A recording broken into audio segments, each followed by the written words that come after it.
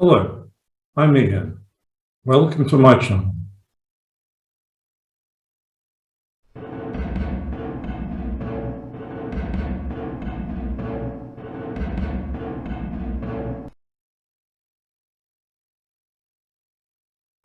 In the next two videos, I want to talk about conspiracy theories, what they are, who's spreading them, and why do we believe them at all.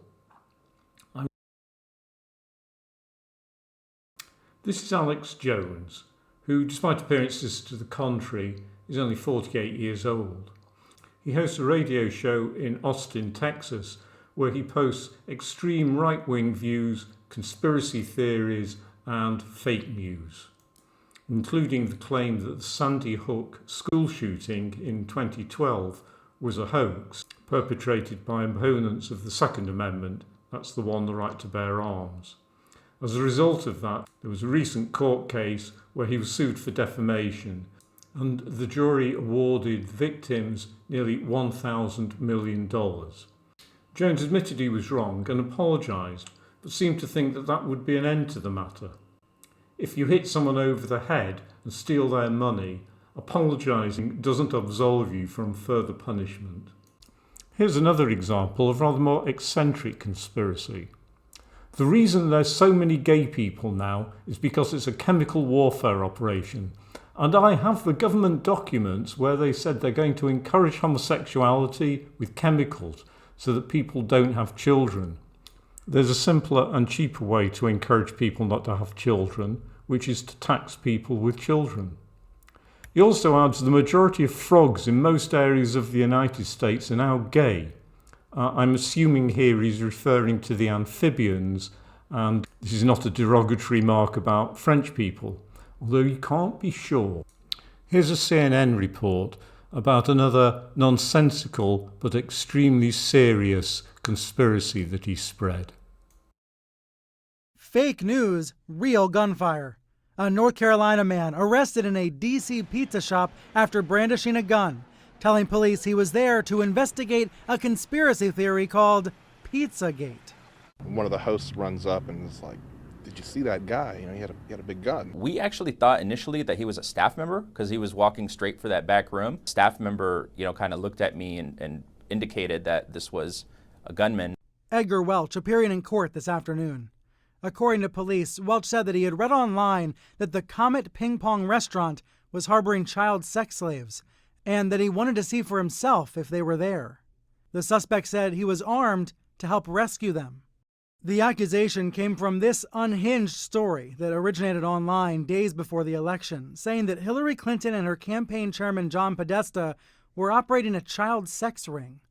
The lie took root in the digital swamps of Twitter and far right-wing websites. We're not covering Pizzagate enough, even though we covered it every day, to expose the Satanism and the occult and the code words for pedophilia. October 30th, a Clinton-hating, Trump-loving Twitterer claimed a police source said Clinton was at the center of a pedophilia ring.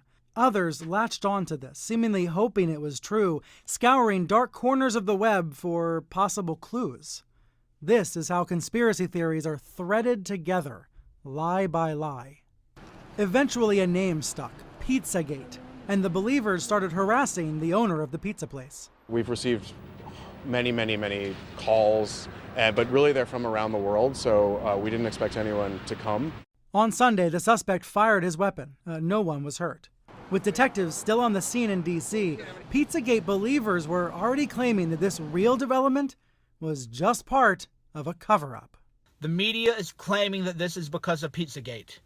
This is very dangerous fake news. Anybody claiming that the gunman today at Comet Pizza had anything to do with Pizzagate is lying. So what are conspiracy theories? Well, this is what they're not. Pseudoscience, ignorance, fear and trepidation. But they are related. So, what is a conspiracy theory? Simply stated, it's the belief that there are groups that meet in secret to plan and carry out evil acts. The conspiracy theory of history dates from Karl Popper in his book The Open Society and Its Enemies, published in 1945. I'll just read out the middle sentence here. You can pause the video if you wish to read the whole of it. Totalitarianism was founded on conspiracy theories, which drew on imaginary plots which were driven by paranoid scenarios predicated on tribalism, chauvinism, or racism. I think that's as true today as it was 70 years ago. Of course, conspiracies have been around for a lot longer. Back in the 14th century, Jews were blamed for the Black Death, despite the Pope, Clement VI, saying this about them. Pause the video to read it. Some conspiracies were real, others, like the Popish plot, were made up. But they all have one thing in common. They were all targeted minorities, either Jews across most of Europe, or Protestants in Catholic countries, or Catholics in Protestant countries. Other minorities were available for persecution. This is Brian Ardis, another conspiracy theorist crackpot. This is his view about the COVID-19 pandemic. I have to tell you. But I am concerned that no one is acknowledging who the real threat is. I actually think, and it's not like I'm just making this up. I'm just going to tell you, as much research as I do, as much looking into individuals and what they're saying, watch what they're saying, and then see who else is also saying the same thing. I actually think the Roman Catholic Church and the Pope Francis, is over this entire thing. And I think he's manipulating, controlling the entire narrative. I think he's got Anthony Fauci in his pocket. I think he's got Joe Biden, Donald Trump, Francis Collins. I think all of them are being controlled by a division of the Roman Catholic Church called the Order of the Jesuits, whose sole mission for the last 200 years I'm aware of, since 1857, they have been plotting to destroy the Constitution of the United States as the one last stronghold of a country that preserves and protects religious freedoms. And I think they've been plotting this whole time in many ways, either through wars, now through famine, now through pandemics of a virus. I think it has been a complete attempt of them to destroy the Constitution of the United States from within, to destroy the borders, to reduce, which is what they've said. We also have to reduce militaries of all countries, demolish all borders of countries so we can create a one world religion with the Pope as the one world leader. There's 20 more minutes of this. I'm not going to make a link to it. You can find it if you wish. Two groups that have regularly attracted the attention of conspiracy theorists are the Freemasons, who are a real group, and the Illuminati, who, to all intents and purposes, are not. Freemasonry is played into the hands of conspiracy theorists through its own use of secrecy and a fictitious history that it created for itself. But the main driver for modern conspiracy theories about the Freemasons and the Illuminati was the publication of this book in 1983. It was extremely successful, had documentaries about it on the BBC, but it is entirely fictitious. It is a work of pseudo-history. You may wish to pause the video to read these comments by real historians. Inevitably, there were novels based upon this, notably by Dan Brown in his novels Angels and Demons and subsequently The Da Vinci Code. Of course, some people believe this. This is all pretty trivial stuff. It isn't trivial where pandemics are concerned and where misuse of science and misunderstanding of science are brought into bear, and particularly when these are done by politicians and celebrities, because they have followers.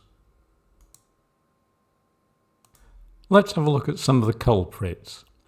Going from the top in clockwise, we have Vladimir Zhirinovsky, Tito Soto, a leading Filipino politician, Ayatollah Ali Khamenei, the supreme leader of Iran, Elvis Mendes, a member of the Venezuela legislature. The man on the bottom left is best forgotten. Anyway, here are some of the comments. I'll let you read those at your leisure.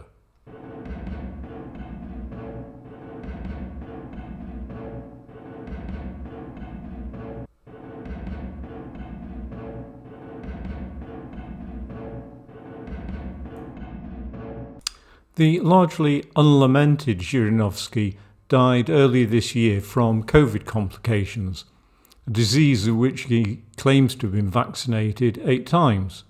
So either he's lying, the vaccinations were for other things, or the Russian vaccine is about as effective against COVID as the Russian troops are against Ukrainian ones. Sports stars, particularly those whose careers are behind them, aren't afraid to display their ignorance in public either. The man on the bottom right-hand corner is Gary Ablett, a famous Australian rules footballer who at his peak about 30 years ago had the nickname God. He appears to have taken it literally. These conspiracy theories and misinformation have consequences in public health. Here are some examples.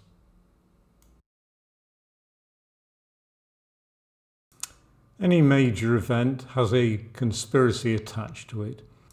Here are a couple more to amuse you.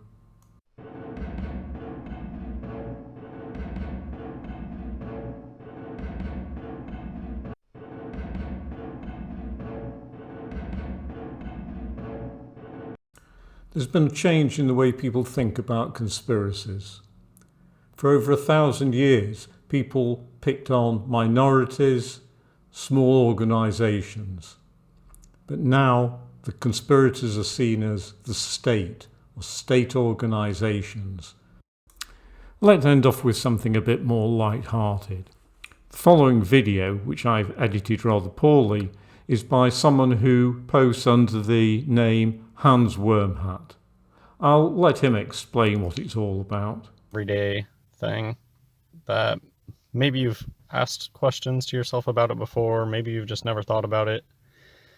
Maybe you never go down this aisle in your local grocery store, I don't know. But have you noticed in the grocery store, which grocery store mostly is supposed to be selling groceries, food. Sure, they have other hair care stuff. They have toothbrushes and toothpaste and all that. Yeah, but have you noticed how big of a space they have for hair dye? It's one of the biggest sections. If you think of the grocery store and you think of like a niche item type and think of how much shelf space it gets, why does hair dye get such a huge amount of shelf space? Shelf space is, finally getting to the point of this video. What's the point? The only reason that this aisle exists in grocery stores, and the reason that this aisle is so huge in grocery stores, places where everybody goes and very frequently, is to brainwash you so that you think that men with long hair are women. That's the entire purpose of this. Yes, you heard it correctly. We're being brainwashed to think that men with long hair are women. I don't know who he thinks is doing this, whether it's the grocery stores, the hair dye manufacturers, or probably the CIA. But even someone who posts conspiracies as absurd as he does, and there are quite a lot of them, has his followers. He did another video where he claimed that no one died when the Titanic sank. Here are a couple of comments. You might notice he has over 5,000 views and 173 likes for this video. Here are some more nonsensical conspiracies. Paul McCartney's dead, Elvis is alive, CIA and age, yeah. Prince Charles, King Charles now, is a vampire, no. Finland doesn't exist, I don't know what that is. Meghan Markle's a robot. Yeah, that one's probably true. Fair enough. Thank you for watching. In this first video about conspiracy theories, I've looked at who are the people spreading conspiracy theories and the sort of conspiracy theories we're used to nowadays. As you've seen, they're spread by politicians, journalists, celebrities, and just random people on the internet who've got the medium to project those views, like TikTok or YouTube or any of the other social media. Next time, I'm going to look at why we believe them and who believes them, and continues to then spread them. As always, please leave a comment below. Remember to subscribe if you haven't already done so. It's totally free, of course. And by the way, the subscription button is no longer a red button in the bottom right of your screen, it's now a black button in the left of your screen. And I'll see you again next week. Thank you.